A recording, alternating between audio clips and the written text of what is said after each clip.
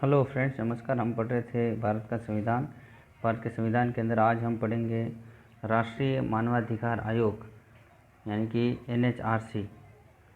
इस वीडियो के अंदर हम लोग पूरा ये टॉपिक अच्छे से क्लियर कर लेंगे मेरे हैंड रिटन नोट्स के थ्रू। और आपको अगर इसमें समझ में नहीं आता है तो आप मुझे कमेंट करके बता सकते हैं कि सर ये किस तरीके से रहेगा, तो मैं उसका रिप्लाई करूँगा। अदरवाइज़ आप इसको बिना स्किप किए अच्छे से देखेंगे तो आपको सब कुछ समझ में आ जाएगा। चलिए स्टार्ट करते हैं। NHRC यानी कि राष्ट्रीय मानवाधिकार आयोग। मानवाधिकार संरक्षण अधिनियम 1993 के तहत केंद्रीय स्तर पर NHRC तथा राज्य स्तर पर SHRC की स्थापना का प्रावधान किया गया है। और NHRC की स्थापना 1993 में हुई थी। NHRC में एक अध्यक्ष तथा 8 अन्य सदस्य तथा एक विशेष आमंत्रित सदस्य होता है। इस तरीके से आपको इसके सदस्य की संख्या भी आपको पता होनी चाहिए। इसकी योग्यता क्या होती है देख लीजिए आप लोग। उच्चतम न्यायालय में CJI यानी कि चीफ जस्टिस ऑफ इंडिया रहा व्यक्ति इस आयोग के अध्यक्ष के पद पर नियुक्त किया जाता है। इस तरह से आपको याद रखना है। शेष सदस्यों की योग्यता के संदर्भ में प्रावधान इस प्रकार हैं। एक सदस्य ऐसा व्यक्ति होता है जो या तो सुप्रीम कोर्ट में न्यायाधीश हो या वह रह चुका हो।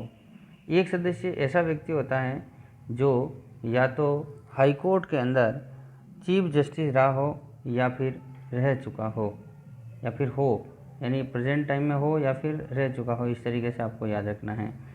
2 सदस्य ऐसे होते हैं जिन्हें मानव अधिकारों के संदर्भ में अनुभव हो। और 4 सदस्य निम्न आयोग होते हैं और अलग अलग आयोगों के अध्यक्ष इसके सदस्य होते हैं। पदेन सदस्य के रूप में इस तरीके से काम करते हैं वो 4 सदस्य किस तरह से होंगे देखिए। राष्ट्रीय महिला आयोग, उसके अध्यक्ष, राष्ट्रीय अल्पसंख्यक आयोग के अध्यक्ष, राष्ट्रीय अनुसूचित जाति के आयोग के अध्यक्ष और राष्ट्रीय अनुसूचित जनजाति आयोग के अध्यक्ष।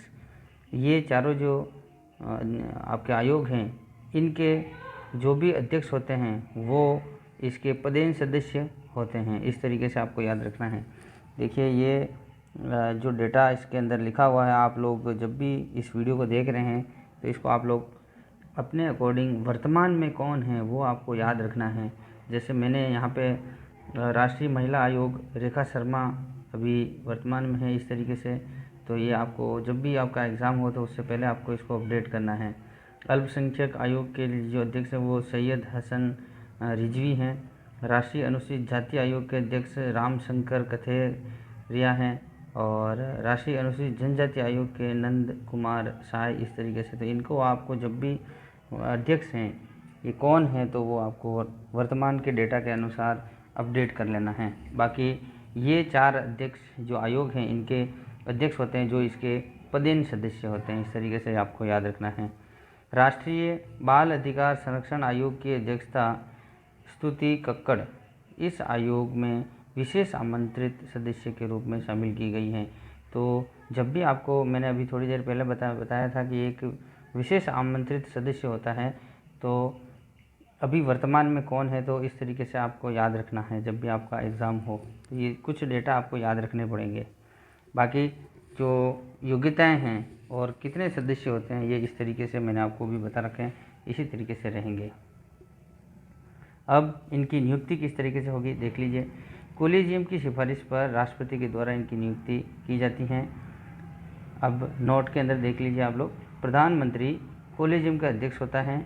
लोकसभा अध्यक्ष, लोकसभा में विपक्ष के नेता, राज्यसभा के उपसभापति तथा राज्यसभा में विपक्ष के नेता तथा गृह मंत्री इस कोलेजियम के सदस्य के रूप में शामिल होते हैं। तो ये बहुत बड़ी कोलेजियम की लिस्ट है, देख लीजिए आप लोग। जैसे मैंने एक चार्ट के थ्रू मैंने बता रखा है। जैसे प्रधानमंत्री होता है जो अध्यक्ष होता है, लोकसभा स्पीकर होता है जो अध्यक्ष होता है उसका इसका सदस्य होता है, लोकसभा के अंदर विपक्ष के नेता, फिर राज्यसभा में उपसभापति, फिर आपके लोकसभा के अंदर ही काउंसिल ऑफ स्टेट वो और गृह मंत्री, विपक्ष के नेता राज्यसभा के अंदर। तो ये सारे के सारे इसके अंदर सदस्य कॉलेजियम में सदस्य होते हैं।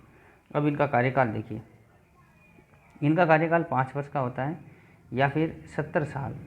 जिस किसी की भी जो अध्यक्ष होता है उसकी या फिर जो सदस्य होता है उसकी आयु अगर 70 वर्ष हो गई हैं तो वो उस टाइम में रिटायर हो जाएगा। दूसरा, अगर उम्र के हिसाब से तो ये रहा, लेकिन अगर कार्यकाल वर्ष के आधार पर देखें तो वो ज़्यादा से ज़्यादा 5 वर्ष तक इस पद पर काम कर सकता है राष्ट्रीय मानवाधिकार आयोग के अंदर। नेक्स्ट नोट देखिए, किसी भी व्यक्ति को पुनः नियुक्ति नहीं हो सकती। ऐसा भी है कि दोबारा कभी भी कोई भी जो सदस्य है वो चुना नहीं जाएगा अध्यक्ष के रूप में, सदस्य के रूप में। एक और, रंगनाथ मिश्र इस आयोग के पहले अध्यक्ष थे। आपको याद रखना है कि जब इस आयोग की स्थापना 1993 में की गई थी तो पहले इस आयोग के अध्यक्ष कौन थे, तो रंगनाथ मिश्र। आपको इस तरह से याद रखना है। आगे देखिए, एम.एन. वेंकट चलैया, आदर्श सेन आनंद, एस. राजेंद्र बाबू, जे.एस. वर्मा, के.जी. बालकृष्णन भी इस आयोग के अध्यक्ष रह चुके हैं। एच.एल. दत्तू वर्तमान में इस आयोग के अध्यक्ष हैं, आपको याद रखना है। जबकि पिनाकी चंद्र घोष सुप्रीम कोर्ट के जो इसके अंदर न्यायाधीश हैं। डी. मुर्गसेन ये दिल्ली हाई कोर्ट के आपके न्यायाधीश हैं। और डॉक्टर ज्योतिका कालरा ये एडवोकेट हैं जो कि इसके वर्तमान में सदस्य हैं। तो आपको याद रखना है। इनको हटाने का जो प्रक्रिया है देख लीजिए। कदाचार और अक्षमता के आरोप में राष्ट्रपति के द्वारा सुप्रीम कोर्ट से करवाई गई जांच के आधार पर इनको हटाया जा सकता है और जांच के दौरान राष्ट्रपति इन्हें निलंबित कर सकते हैं। ये आपको याद रखना है। अब इनका कार्य देख लीजिए। संविधान तथा संसदीय अधिनियमों के द्वारा मानव अधिकारों के संदर्भ में किए गए प्रावधानों के क्रियान्वयन पर निगरानी रखना इनका सबसे महत्वपूर्ण और इम्पोर्टेंट वर्क रहता है। आगे, मानव अधिकारों के प्रचार प्रसार हेतु गोष्ठियों का आयोजन करना। आगे, मानव अधिकारों के क्षेत्र में कार्यरत स्वयंसेवी संस्थाओं के प्रयासों को बढ़ावा देना। आगे, मानवाधिकारों के क्षेत्र में अनुसंधान को बढ़ावा देने हेतु छात्रवृत्तियां देना और भारत की किसी भी जेल का निरीक्षण करना। ये सारी की सारी इस मानवाधिकार आयोग के कार्य रहते हैं। अब इनकी शक्तियों के बारे में भी आप लोग पढ़ लीजिए। जैसे ये इम्पोर्टेंट कुछ शक्तियाँ हैं, जैसे CPC 1908 यानी सिविल प्रोसीजर कमीशन 1908 के तहत आयोग को समन जारी करने, शपथ पत्र पर गवाही लेने, गवाही की ऑडियो वीडियो रिकॉर्डिंग करने की शक्ति प्राप्त हैं। ये एक भारी भरकम शक्ति है ऑडियो वीडियो से रिलेटेड, तो आपको याद रखना है। अब नोट देखिए, आयोग संबंधित कार्यालय की तलाशी ले सकता है तथा उससे संबंधित दस्तावेज प्रस्तुत करने का आदेश दे सकता है। दूसरा नोट देखिए, आयोग आरोपित व्यक्ति का स्थानांतरण का आदेश दे सकता है। आयोग दोषी व्यक्ति को सज़ा देने के लिए संबंधित संस्था को निर्देश दे सकता है। हालांकि स्वयं आयोग को सज़ा देने का अधिकार नहीं है, ये आपको याद रखना है। क्षतिपूर्ति से रिलेटेड देखिए, आयोग पीड़ित व्यक्ति को क्षतिपूर्ति देने का निर्देश संबंधित संस्था को दे सकता है। अब नोट देखिए, आयोग अपने निर्देशों की पालना के लिए न्यायालय से याचिकाएं जारी करने का निवेदन कर सकता है।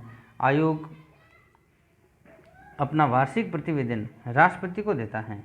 राष्ट्रपति इस प्रतिवेदन तथा उस पर की गई कार्यवाही को संसद में रखवाते हैं, ये आपको याद रखना है। और इस आयोग की जो पत्रिका हैं वो भी एग्ज़ाम में पूछी गई हैं, तो आपको याद रखनी है। नई दिशाएं NHRC की पत्रिका हैं। तो इस तरीके से आपने राष्ट्रीय मानवाधिकार आयोग के बारे में ये एक छोटा सा वीडियो आपने मेरे हैंड रिटेड नोट्स के थ्रू अच्छे से पढ़ लिया है। आपको ये कैसा लगा, इसकी प्रतिक्रिया आप लोग मेरे को लाइक और कमेंट के साथ देंगे। वर्तमान में सदस्य कौन हैं ये भी आपको इसके वर्तमान में जो करंट डेटा होते हैं उसके अनुसार आप लोग अपने नोटबुक में लिखेंगे। जब भी एग्ज़ाम होगा उसको एक बार ऑनलाइन या फिर इसकी NHRC की वेबसाइट से वो डेटा को कॉपी करेंगे और उसी डेटा को याद रखेंगे। ये अभी जो डेटा मैं लिख रहा हूँ ये हो सकता है आपको चेंज हो गया हो, क्योंकि ये चेंज हो सकता है। वर्तमान के डेटा आपको जब भी एग्ज़ाम हो, आज जो भी मैंने बताया ये लिख लीजिए, लेकिन जिस दिन आपका एग्ज़ाम है उससे एक दिन पहले इस डेटा को आप अपडेट करके ही एग्ज़ाम देने जाएंगे, तभी आपका ये सारा के सारा करंट डेटा से रिलेटेड अध्यक्ष या फिर उसके सदस्य कौन कौन है वो आपका क्वेश्चन सही हो पाएगा। बाकी सारी योग्यताएं या फिर उसका कार्य क्या होता है, उसकी संख्या क्या होती है, उसकी नियुक्ति किस तरह से होती है, उसमें किसी तरीके से कोई बदलाव नहीं हो सकता, या फिर उनका कार्यकाल कितना होता है, टेन्योर कितना होता है, ये आपको याद रखना है। और पहला इस आयोग का अध्यक्ष कौन है वो कभी चेंज नहीं होता, रंगनाथ मिश्र, ये आपको याद रखना है। चलिए मिलते हैं नए वीडियो में नए कंसेप्ट के साथ और नए टॉपिक के साथ। ओके, नमस्कार।